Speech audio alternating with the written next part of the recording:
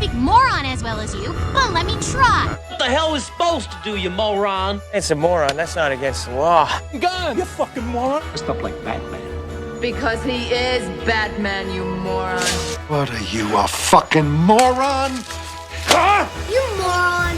Drop dead. Moron. Whoa! Up here, you morons. Stepping morons like yourself. Me down, you moron! Hey, moron! Enjoyed it. Good. It's good. But I think it was... I didn't really get chippies that often, though. Like, that's kind of one thing that I wouldn't sort of order. Because like, usually I would just order something off Just Eat or whatever and say that. So if I'm getting a chippy, I would actually go into the chip shop and get it, if you know what I mean. I'm weird. I don't know why, but... Yeah. You like it fresh? No, not anything to do with that. I don't know. Just if I'm in the mood, I would probably get a chip shop if I'm actually going past the place or driving home for some point. I want one. Right. What's your standard takeaway order, Burnsy? What would be your go-to? Probably Chinese or Indian. What do you get for the Chinese? Usually get that for the Beijing Villa. I usually get their sort of munchy box thing. It's pretty basic. It's just like chicken balls, chips, rice, curry sauce. That's what I like. Stuff. Just all the stuff that, as Kevin Benji said, you get laughed at China for ordering. Aye. All the stuff. It's such a basic bitch, eh? Oh my. What do you like for the Chinese? Chips. Rice. And I love gravy. He puts tomato sauce on it when it comes to. Oh. Right, well, we're not here to talk about everybody's chippies, guys. Welcome back to another episode of Morons Reviewing Movies. We are coming towards the end of this category of the letter B. I can't even remember the two movies we've got left to watch. I remember one's Black Swan, but what's the other one? Oh, I also only remember Black Swan. Be mapping. That was my pick. Bobby McEnroe. Oh, Borgview. Oh, God. I've not watched it, but it's more just I've seen it. It could be absolute dog shit. I don't really know, but It might be amazing, but it just... I'm the one looking for the back and forth discussion on Borg back, you know. Wow. I don't think it will be good. I think it'll get really poorly rated just because it's obviously not something that's going to be universally loved. I don't think it was more just for something I wanted to watch myself, so I thought you are going to have to go through the pain or enjoyment for me. Well, listen, I am more than excited to be watching Black Swan, so I'm very much looking forward to that episode. Yes, me too. Might just watch it on mute, to be fair. Is that not also the name of a female swan? Incidentally, have I made that up? No idea. Is a mute swan not a thing? Am I talking straight? A mute swan? Mute swan, you are correct. Well done, Daniel. Yeah. So actually, I meant that. That was a really good pun by me, guys. That was a particularly good pun that you didn't realise I was making. That's it. I've peaked. I've absolutely peaked. The mute swan. There you go. We might even have a name for the podcast for this week. Aye, we don't have one for last week. Okay. You're supposed to be taking notes, Dan. You've been telling me for 6 months that you're going to start writing down every time that you think sounds funny. Yeah, I forget to do that. Well, listen, let's get talking about The Big Short. We are once again minus Sean. When Sean takes time off, he takes a lot of time off, but I really can't say much because it's been about a month since I've been on anyway. So The Big Short is in 2006-2007, a group of investors bet against the US mortgage market. In their research, they discovered how flawed and corrupt the market is. Hunter, let's come to you first to get your take on The Big Short. So this is a film that I enjoy greatly. I don't know what it is about it. I just think you got to remember when we were at the age when this was happening, we were in our early adulthood. I mean, apart from a few sort of global atrocities, I mean, the credit crunch, as it was called back then, or how it was basically started off in British news and then obviously evolved into this. I mean, it was support. We're probably at the age where I'd be able to sort of take it in and acknowledge what it actually was. And I think with this, although I'm nowhere near being able to, don't know if I could explain it properly. I do find it fascinating, and how some people, well, obviously with sort of Christian Bale's character, having that level of genius to actually decipher that this was going to happen, to be able to look at the trends and know that this was going to happen, and to be able to, as I said, obviously bet against what was essentially what the American economy was built on. But obviously, that's what they said. Obviously, with all the sort of seminars, whatever, that it was built on the mortgage market was how the country's finances were based on. I suppose, like everything that goes up and down, and I suppose it might have happened at some point, but to be able to have that level of intelligence and see it was going to happen, and obviously wasn't the others sort of then clicked on and sort of joined in, and obviously were able to make a few money, a few dollars off it as well. But I think obviously with Bale's performance is class in it, and I think Steve Carell, obviously because he is more famously known as a comedy actor, but I think he plays his character very well in this. And then obviously there are a few celebrity cameos which make the film a little bit more enjoyable as well.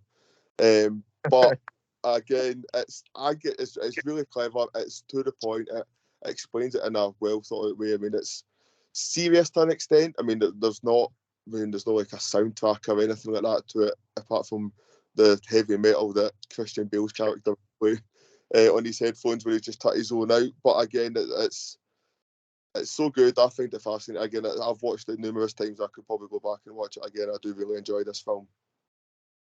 Was there any celebrity cameo appearance that stood out to you? No comment.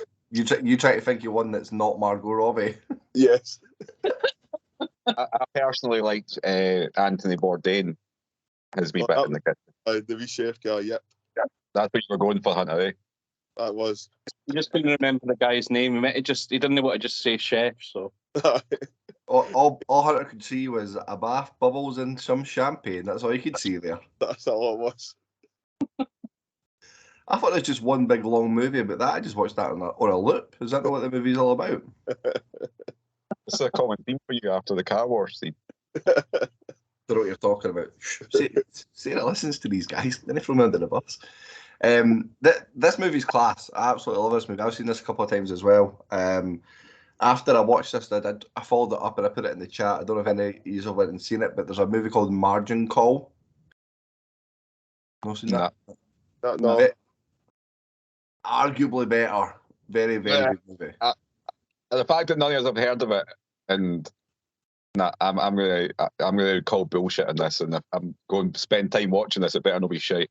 You go watch it. It's Kevin Spacey in it. Good. Isn't the career's gone? Kevin Spacey's a fucking. What is it? What did we call him in a previous episode? Kevin Spacey's a gimp. It's been a podcast name before. It's got the Zachary Quinto in it, Stanley Tucci in it as well. Good actors in it. Good movie. Definitely worth watching. It's interesting though, because it is essentially just a big movie about greed, though, isn't it? Like, I mean, that's it. They've that clever. They're basically. I did have this. I was thinking about that dilemma today. Like, they're essentially no better than the guys that were making these bonds in the first place. They've just bet against it. That's all. They're still wanting that money. That's him. Not if he's going in with a couple of grand, or let's see if it works out. He's on, and basically, you see, come the end, that his portfolio's worth is like up 150% by the end. They're still wanting that greed. But again, I think it then comes, as you see with Carell's character and with Christian Bale's character, it's the guilt that come with that as well. I mean, they basically just kind of took a backward step from that. Basically, ended they must have missed the new that we was greedy as what they are. We've just been smarter. That was it. It was the scene in the casino with Brad Pitt's character, and they're walking out, and the two young boys are totally celebrating and jumping about the amount of money that they're going to make, and he turns around and very sharply chins them, saying, like, you're celebrating the demise of this country.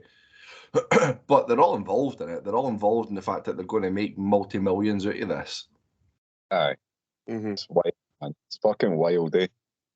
It's scary to think, though, that's what happens, isn't it? Like, one person's greed can just snowball like the way that it has, and created a huge financial crisis across the whole economy that fucked everybody. In the midst of in the new tea.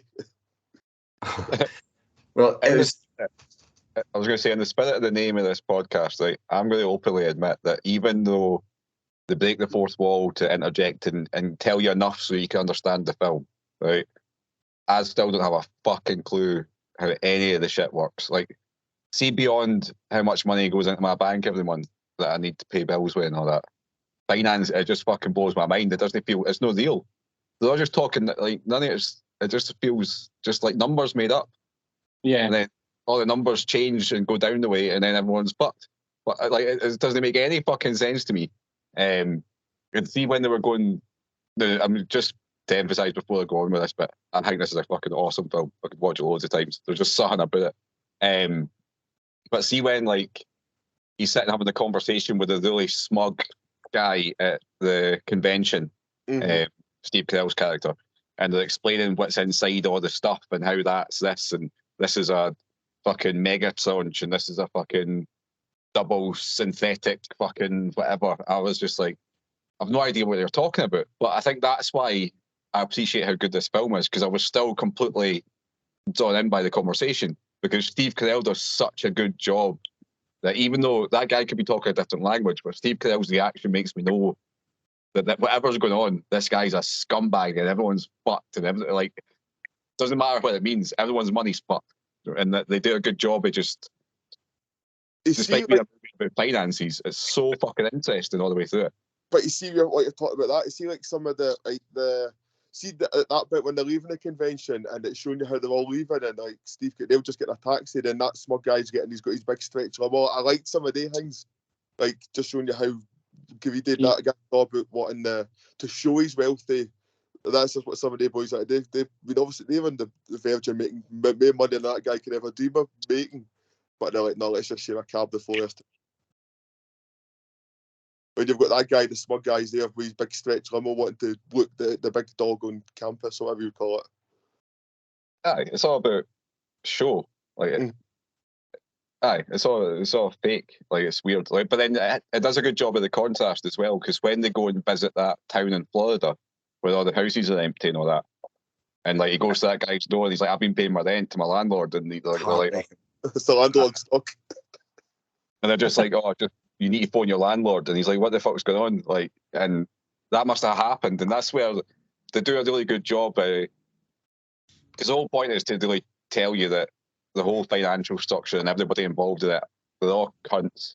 And that's what you learn for this, right? Doesn't matter what any of them fucking say, they're all horrible bastards. Right? There's nobody needs all that money. And if you strive to have all that money, you're probably a horrible cunt. Right? And that's it's one of those films that there's not even really like a good guy in it. They're still just very greedy. They're just chasing after the other end of the scale. That's it. These guys are wanting the instant money, and these guys like, let's wait it out. This thing's going to crash, and we'll have everything that everyone else is losing.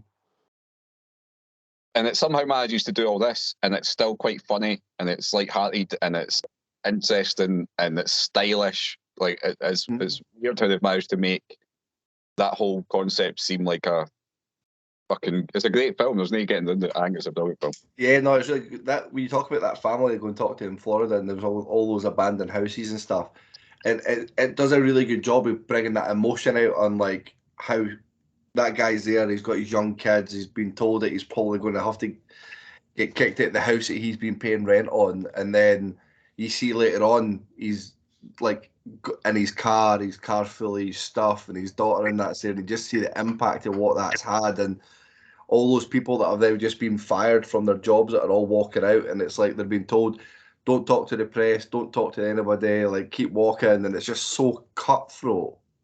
But that's the environment they've chose to be in though for the bankers. I don't know, Dix. Just before you jump, I'm interested in what Burns' thought, because I think he's going to be different for us. But see, all the leads, there's multiple leads in this. There's like Steve Carell, there's Ryan Gosling, there's Brad Pitt, there's what's his name, Batman, Christian Bale, and every one of them is excellent. And it's not just that; it just seems to be like it's so well cast, because even the people round about all of them are good. Everyone, even folks that have all got tiny little bits in this film, it's just done really well. And is this the same guy that made that dog shit fucking Don't Look Up. Adam McKay, I think it is. Yeah. So, like, I think that just shows you the fine line of these people that are at the highest level of making films, right? Because he's trying to do a very similar thing, really, between those two movies. And one of them, this one lands so well. And the other one it's got a really big cast that jumps between different things. It's about a serious subject, but it's trying to be lighthearted and stylish and all that. He's trying to do the same thing, but that just is dog shit compared to The Big Short. Like, dog shit if you compare the two of them. And it's, I always find that interesting. Like, come on, fucking piss all over it, Burnsy. Burnsy the accountant. The accountant, I know. You're one of them. I'm going to pick up on one of the things that you said about how it was casted superbly. So the two young boys, or whatever, I didn't know what their names were, they did my nut in the full film. I thought they were hopeless. Like, they just seemed really bland and boring. It definitely needed to have... I don't think you could have had the film, obviously, just based on, like, one of the groups, because obviously they're interlinked in a way because they all join... where what's the you've just because you said Batman, Christian Bale. I couldn't make this name either. It's because of obviously jump on Christian Bale's bandwagon to an extent. It's just that if it was just based on Christian Bale's point of view, then I think it would have struggled to be as long as the film needed to be. But the two young boys, like they were just, I just couldn't stand them on it at all. I agree with like Steve Carell. I thought he was class in it. It's like I think every time he was on the screen, I was just drawn to it because you never really knew what you were going to get from him, and it wasn't because he was. Some folk might watch it and be like, "Oh, he was over the top," but for me, he might have been over the top, but he was believable in that. It wasn't as if it didn't feel as if he was acting to be that extreme. But it just worked perfectly, I thought.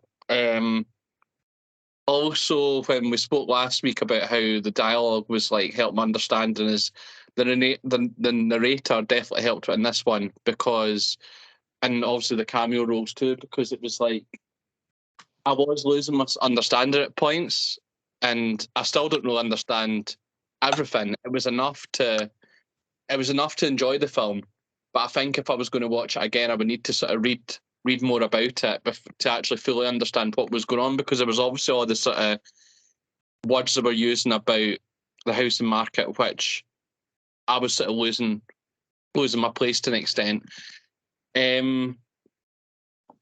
Yeah, but I think it was definitely a really enjoyable and good film, but I think they could have either had, for me to enjoy it even more than what I did, they would have needed to explain the background a lot more. Maybe that's just me and I just need to understand everything instead of just enjoying a film for what it is. So, but it was definitely still good, but I'm not in the same, I wasn't at the same enjoyment level as other three of yous. And I think Sean will probably be along more my wavelength than the other three of you too. Oh, I think there's been a conversation had here. Mm-hmm. No. Any other predictions on Sean's review before I read it out? The only thing I said is I said when we spoke about it when Daniel wasn't around that I didn't enjoy The Big Short as much as The Big Lebowski, but that was all. Which obviously I think you'd be taken aback if I said I enjoyed it as much as The Big Lebowski as well, Daniel, because I sort of didn't really say there was anything wrong with that at all, and it's all sort of minor issues, I guess, that I've got with it, but there was definitely a lot of good points about it, and out with the two young folk. Are the two young boys in it, are they, I say boys, they're not boys or men, but are they quite well-known actors, or? One of them was in the American Horror Story, like that whole TV series. Right. You're right, Burnsy, to be fair, right? I wanted to come back and comment on this. I put my hand up, but you weren't paying attention. Because I'm on my phone, it doesn't tell me I've got hands up. That's okay, Burnsy, that's okay. No, I'm just... you're right, though. I think those two are pretty weak when you compare them to the other people that have got big screen time. Like, when you think screen time compared to the... But when you get them, you usually get Brad Pitt in the same scenes, which makes up for it for me, because I thought he was excellent at it, like the other sort of leads. But the other thing you mentioned was Steve Carell sort of being over the top. But I think they do a good job of keeping that grounded, because Ryan Gosling turns and talks to you and tells you this actually happened. Like the actual, and it makes you think that this guy was actually like that, because there are people who are so over the top like that in real life. So I Steve Carell is the absolute star of this. I just mentioned that before we moved on to Sean's, because to be the standout when you've got Batman, when you've got Ryan Gosling, and you've got what's his face? Brad Pitt. Like, and he's basically known as being a bit of an idiot comedy actor. He's fucking amazing in this. I think he's excellent. Was it just me that thought Brad Pitt, like, when Brad Pitt came on screen, I didn't realise it was Brad Pitt at first. I think that's what he looks like in his day-to-day life. That's how he likes to sort of look at it. He's not Fight Club Brad Pitt all the time. Sometimes he's just regular stay-at-home dad Brad. Stay-at-home dad Brad. That's a podcast name. Sorry. Well, let's say Sean said this was decent.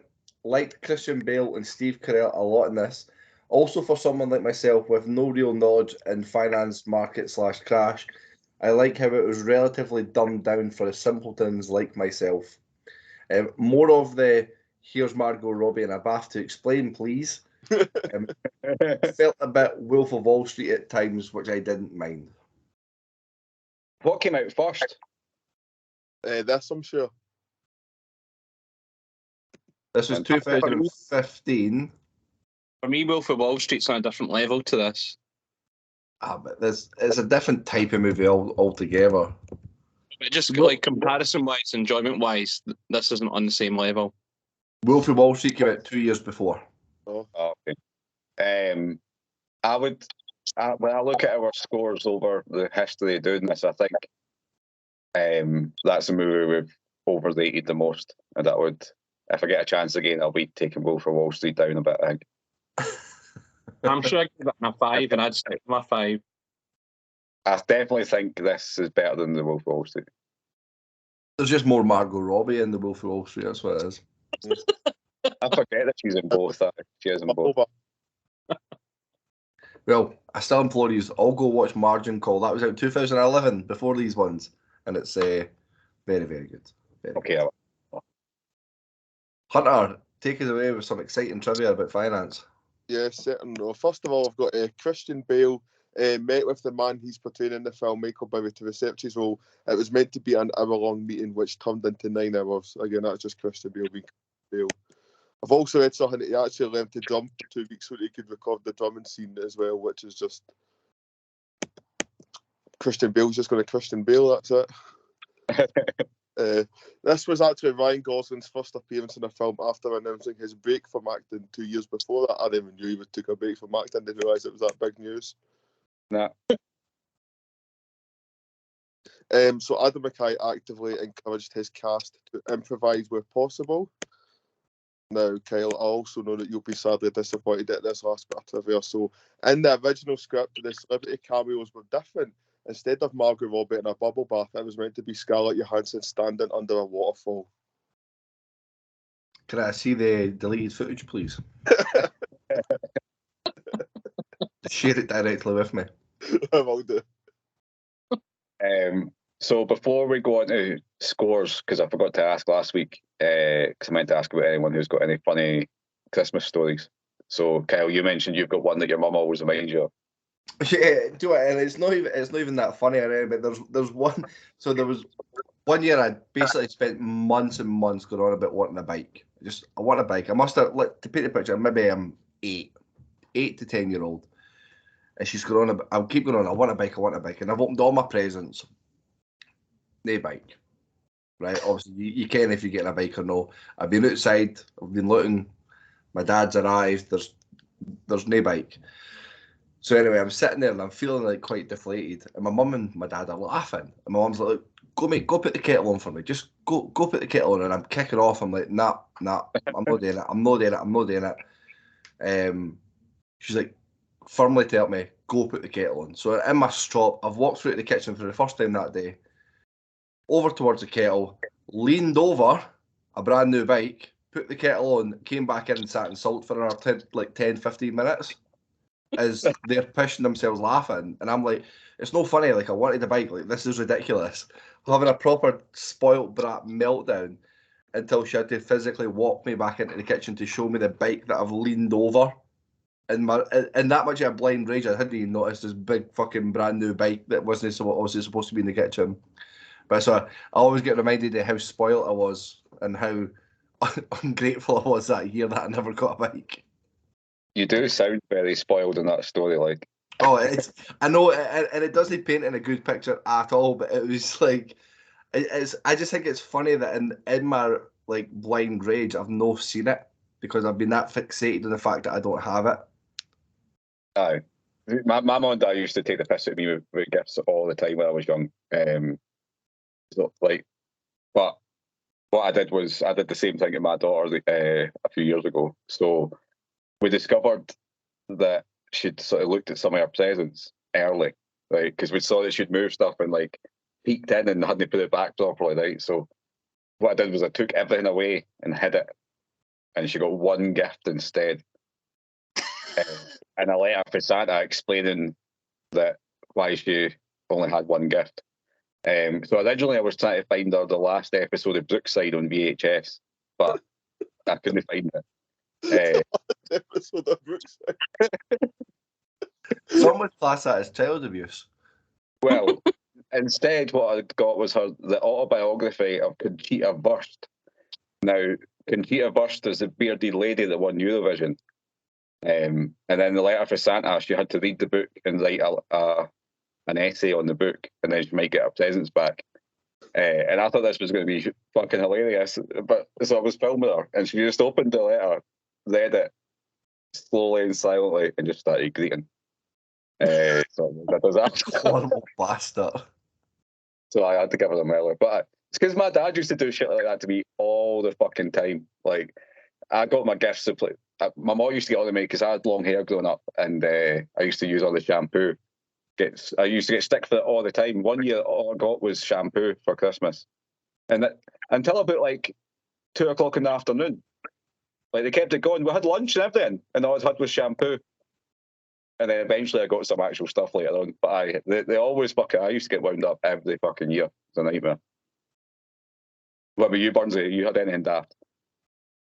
The only one I remember is when I don't know what age I was, but like when we got up, when Santa had been, as all the presents were in like the front room, and then when you were coming down the stairs, you can sort of peer around and see the very side of the door. So I think it was like, say it was 7 a.m, so me and my wee brother were getting up to go downstairs, and then Mum or Dad were in front to see whether Santa had been or not. So I looked down and I started like turn around and ran back to my bedroom, and they were obviously like wondering why I was like running away instead of going down the stairs to get my presents. But it's because I saw Santa in the living room, dressed obviously in all his gear and everything. And then, so I think Mum or Dad had to go downstairs to obviously check if Santa had been, and then we had to go to bed for another hour or so because he hadn't finished laying out all the presents first. Wait. What? Did you hallucinate seeing a Santa Claus? Sorry? Did you hallucinate seeing a Santa Claus? I don't know. Maybe it was him. Must have been him. I'm with Burnsy in that. He was there in your house. I've never really approached the subject since that day, really. I'd be a bit scared to bring it up to my parents or my mum or that now. So, yeah, I saw like a big guy dressed must have been Santa Claus. I didn't know if he'd finished laying out all the presents or what had happened, but yeah. I think that your mum and dad for Christmas got themselves a threesome. I walked into it. Oh wow, Hunter, top that, mate. Top that. I don't think I can. I don't think anything can. Burnsy saw Mummy kissing Santa Claus. No, both mum and dad were at the top of the stairs, so I don't know who the person was down the stair. Well, he was Is just there a putting chance his flames like back on. back in Hoosies instead he dressed as Santa on Christmas Eve? It's the I feel like perfect guys if you're going to go with Robin Hoosies, to be fair. Aye, maybe did anyone get murdered that Christmas by someone as a Santa Claus breaking into their house? Let's look it up. I'm not sure what year it was though, so you just have to look. Santa murders on Christmas Day by Santa Claus. Fucking I mean, hell. I got that, I tell you. There's a Netflix Christmas special in this for us. Let's get it written and sent in. The Santa. It'll be filmed like from two angles, like Burnsy's point of view and actual. Yes. And it is just mum and dad and Santa getting up to no good. Oh, I could just have it that I saw Mummy killing Santa Claus. Yes. And it turns out Burnsy was the killer the whole time.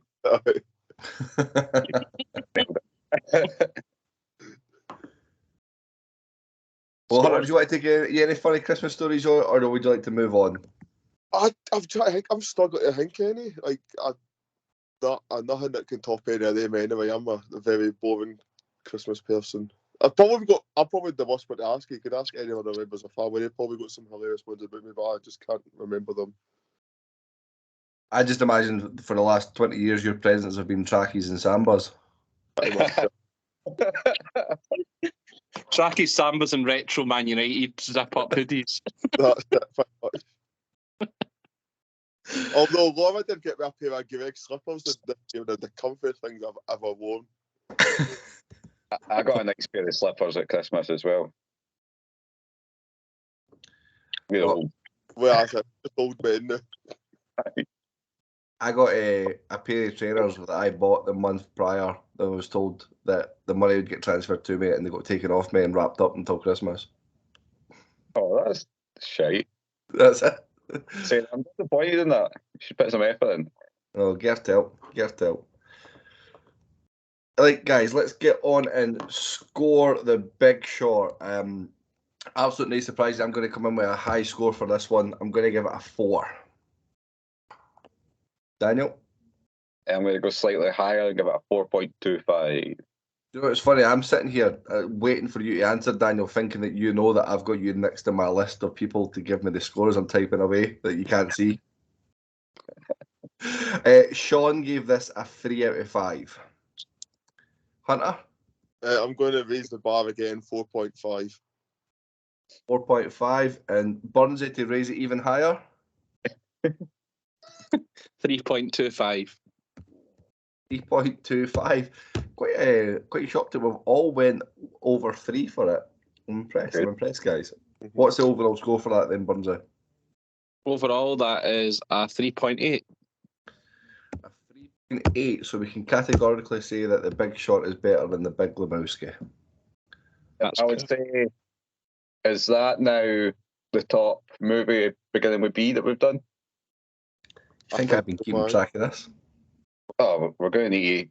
We'll need to have the table for the last one, so we can decide what the best movie beginning with B is out of these 10 shit movies that we picked. These must be the best two, I think. I think we've found anything that's came close to these two, the last two that we've done. Oh, aye, these are by far the bit like. I was worried at one point that we were just going to get 10 weeks of us going, no, that's shite. No, that's shite. Nah, that's shite. Because we're not enjoying a lot of the movies. Oh, no. Well. The last two I've got come up are Borg versus McEnroe and Black Swan. So it'll be interesting to see if they score even remotely close to these latest two that we've done. I'm excited to hear what these people have to say about Black Swan. Yes. Oh, yes. This will be interesting. Well, that does bring us to the end. Thank you very much for listening to us. Feel free to jump onto our Instagram, give us a follow on Instagram, share the podcast with your friends as a little Christmas present for us, please. That would be fun. That would be very great. We'd be very thankful. And as I forgot to do last week, we will wish you all a happy new year and all the best in 2023. Us morons bid you farewell. Bye. Speak moron as well as you, but let me try. What the hell is supposed to do, you moron? It's a moron. That's not against the law. Gun! You fucking moron! Dressed up like Batman. Because he is Batman, you moron. What are you, a fucking moron? You moron. Drop dead. Moron. Whoa! Up here, you morons. Stepping morons like yourself. Me down, you moron! Hey, moron! Bid you farewell and good luck, morons. Bye.